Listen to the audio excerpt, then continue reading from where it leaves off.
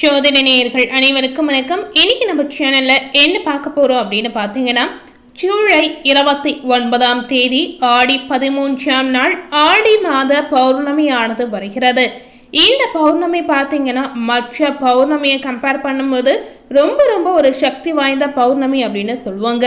இந்த ஆடி மாதத்துல வரக்கூடிய செவ்வாய், வெள்ளிக்கிழமை, அமாவாசை, பௌர்ணமி இது அனைத்துமே பார்த்தீங்கன்னா ரொம்பவே சக்தி வாய்ந்த ஒரு நாளாக பார்க்கப்படுகிறது. பொதுவாகவே இந்த பௌர்ணமி நாளில் அனைவரும் பார்த்தீங்கன்னா ஏதாவது ஒரு பரிகாரம் செய்வாங்க, ஏதாவது கோவிலுக்கு செல்வாங்க.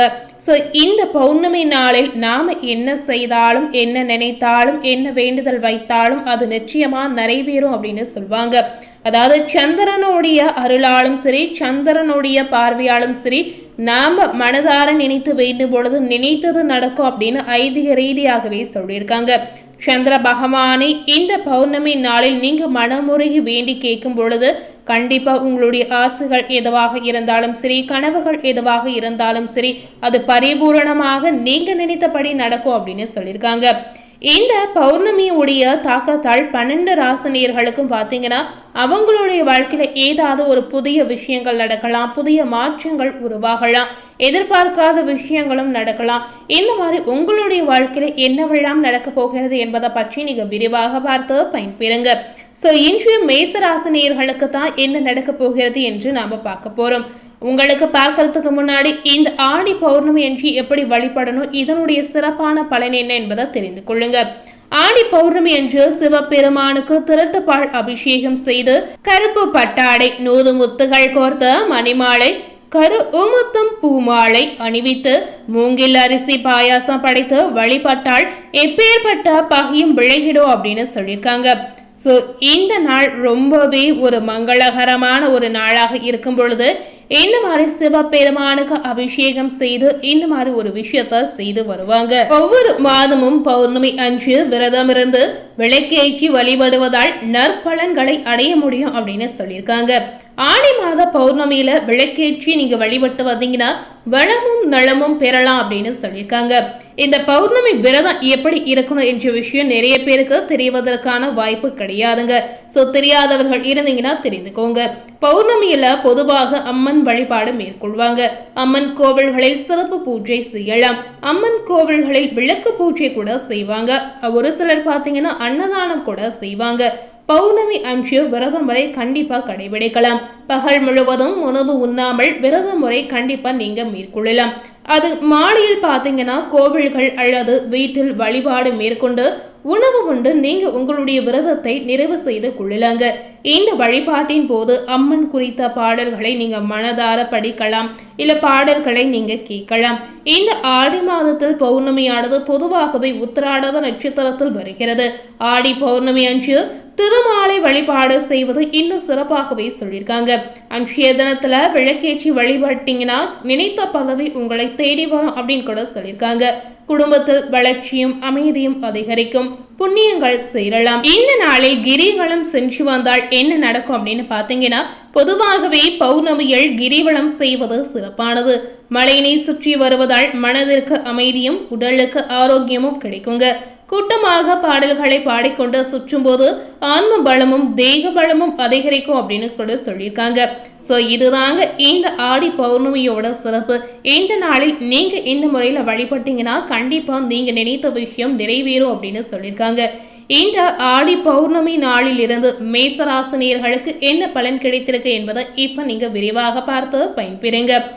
மேசராசினியர்களுக்கு ஆடி மாத கிரக நிலைகளை ஆராய்ந்து பார்க்கும் பொழுது உங்களுடைய ராசிநாதன் செவ்வாய் தனஸ்தானத்தில் சென்றிருக்கிறார். இதனால பொருளாதார நிலை உங்களுக்கு திருப்தி தரக்கூடிய வகையில அமையலாம். அதே நேரம் சகாய ஸ்தானத்தில் அதற்கு அதிபதியான புதன் தன்னுடைய சொந்த வீட்டில் சஞ்சாரம் செய்கிறார். இதனால புதிய முயற்சிகள் அனைத்திலுமே உங்களுக்கு வெற்றி கிடைக்குங்க. குருவின் பார்வை தொழில் ஸ்தானத்தில் பதிவதால் தொழில் வளர்ச்சி உங்களுக்கு கண்டிப்பா இருக்கிறது. புனித பயனர்கள் உங்களுக்கு அதிகரிக்கக்கூடிய வாய்ப்பு இருக்கிறது. வீடு வாங்குவது, எட்டிய வீட்டை விரிவு செய்வது போன்றவற்றில் நீங்க கவனம் செலுத்தக்கூடிய ஒரு நேரமாக இருக்குங்க. அதிர்ஷ்டம குருவின் ஆதிக்கம் இப்ப இருக்கிறது என்று கவலைப்பட வேண்டாம். இதனால உங்களுக்கு நல்லது மட்டுமே நடக்க போகிறது. குரு பகவான் பாக்கியஸ்தானத்திற்கு அதிபதியாக விளங்குவதால் அவருடைய பார்வையால் நிறைய பலனை நீங்க பெற முடியும். இந்த ஆடி மாதம் பார்த்தீங்கன்னா பல்வேறு விதமான மாற்றங்களை நீங்க எதிர்பார்க்க முடியுங்க. அதாவது உங்களுடைய ராசியில சூரியனோடு இணைந்து புத ஆதித்ய யோகமானது உருவாகிறது. இதனால பாத்தீங்கன்னா அவரோடு உச்ச குருவும் இணைந்து இருப்பதால் நிறைய சந்தர்ப்பங்கள் உங்களுக்கு சாதகமாக அமையும் அப்படின்னு சொல்லியிருக்காங்க. சொத்து பிரச்சனை ஏதாவது இருந்தால் சுமூகமாக முடியலாம். உங்களுடைய ராசிக்கு 3, 6 இந்த இடங்களுக்கு புதன் அதிபதியாக இருப்பதால் உடன்பிறப்புகளின் வழியில நன்மை கிடைக்கும் அப்படின்னு சொல்லியிருக்காங்க. அரசல் புரசலாக இருந்த அண்ணன் தம்பிகள் ஒற்றுமையாக செயல்படுவீங்க. உத்தியோகத்தில் உயர் பதவிகள் கிடைப்பதோடு சம்பள உயர்வு உங்களுக்கு தேடி வரும். உயர் அதிகாரிகள் உங்களிடம் இணக்கமாக நடந்து கொள்ளக்கூடிய வாய்ப்புகளும் இருக்கிறது. இந்த ஆடி மாதம் பொதுவாகவே பார்த்தீங்கன்னா ஒரு சக்தி வாய்ந்த ஒரு பாசிட்டிவான மாதம் அப்படின்னு நம்ம சொல்லுவாங்க. இந்த பௌர்ணமிக்கு பிறகு பார்த்தீங்கன்னா உங்களுடைய ராசிக்கு பல்வேறு விதமான திருப்பங்களும் காத்திருக்கு. அஷ்டம ஸ்தானத்திற்கு அதிபதியானவர் செவ்வாய். இவர் சகாய ஸ்தானத்தில் சஞ்சரிக்கும் பொழுது உடன் பிறப்புகளின் வழியில் ஒத்துழைப்பு உங்களுக்கு தேடி வரும். ஊர் மாற்றம், இடமாற்றம் உறுதியாகலாம். பாகு பிரிவினை ஏதாவது முயற்சி செய்தீங்கன்னா இந்த ஒரு விஷயம் உங்களுக்கு சுமூகமாக முடியும் அப்படின்னு சொல்லியிருக்காங்க. அது மட்டுமில்லாமல் பார்த்தீங்கன்னா பல நாட்களாக பேசி தள்ளி போன வரன்கள் இப்போது முடிவாகலாம். திருமண தடையில இருக்கக்கூடிய ஒரு தடங்களும் இப்ப நீங்கிடும். வரன்கள் இப்போது நல்லபடியே உங்களுக்கு தேடி வரும். கூட்டு தொழிலில் இருந்து விலகி தனி தொழிலில் தொடங்கி நீங்க முற்பட செயல்படலாம். பூமி காரகன் செவ்வாய் என்பதால் பூமி சம்பந்தப்பட்ட வகையில நீங்க எடுத்த முயற்சிகள் அனைத்திலுமே வெற்றி கிடைக்கும் அப்படின்னு சொல்லியிருக்காங்க. பத்திர பதவிகள் இருந்த தடை அனைத்துமே அகண்டு தைரியம், தன்னம்பிக்கை கொண்டு நீங்க செயல்படுவீங்க. உத்தியோகத்தில் உங்களுக்குரிய மரியாதை இப்ப நிச்சயமா தெரிய வரும். உங்களுடைய ராசிக்கு 2, 7 ஆகிய இடங்களுக்கு அதிபதியான சுக்கிரன் நீச்சம் பெறுவது இப்ப நல்லதல்ல அப்படின்னு சொல்லியிருக்காங்க. பணப்புழக்கத்தில் தடை ஏற்படலாம். வரவேண்டிய தொகை வருவதற்கு தாமதமாகலாம். குடும்பத்தில் பழைய பிரச்சனை தழை தூக்க வாசல் தேடி வந்த வரன்கள் மீண்டும் திரும்பி செல்லலாம் என்று சொல்லியிருக்காங்க. இதனால எதையுமே திட்டமிட்டு செய்ய இயலாத சூழலும் உங்களுக்கு ஏற்படும். புதிய தொழில் தொடங்கும் முயற்சியில் தாமதங்கள் ஏற்படலாம். உடல் நலத்தில் கவனம் தேவை. நேர்மறை சிந்தனைகளை வளர்த்து கொள்வதுதான் இப்ப நல்லது. பொது வாழ்வில் இருக்கக்கூடிய மேசராசினியர்களுக்கு பொறுப்புகளில் மாற்றங்கள் ஏற்படலாம். வியாபாரம் மற்றும் தொழில் செய்பவர்களுக்கு லாபமும் விரயமும் சமமாக கிடைக்கும் அப்படின்னு சொல்லியிருக்காங்க. உத்தியோகத்தில் உள்ளவர்களுக்கு பணியாளர்களுடைய ஆதரவு இப்ப தேடி வரும். பெண்களுக்கு விலை உயர்ந்த பொருட்களை வாங்கக்கூடிய யோகங்கள் கிடைக்கலாம். வீடு மாற்றங்கள் ஏற்படக்கூடிய சூழலும் பெண்மணிகளுக்கு இருக்கிறது. இன்னைக்கு நம்ம சேனல்ல மேசராசினியர்களுக்கு இந்த ஆடி பௌர்ணமியுடைய தாக்கத்தால் என்ன மாதிரியான பலன் கிடைத்திருக்கு என்பதை பார்த்திருப்பீங்க.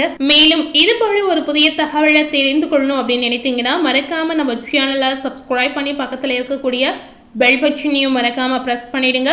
நீங்க சப்ஸ்கிரைப் பண்ணா மட்டுமே நம்ம சேனல்ல போடக்கூடிய எல்லா நியூ அப்டேட்டான வீடியோஸும் நீங்க உடனுக்குடன் பார்த்து தெரிந்து கொள்ள முடியும். தேங்க்யூ.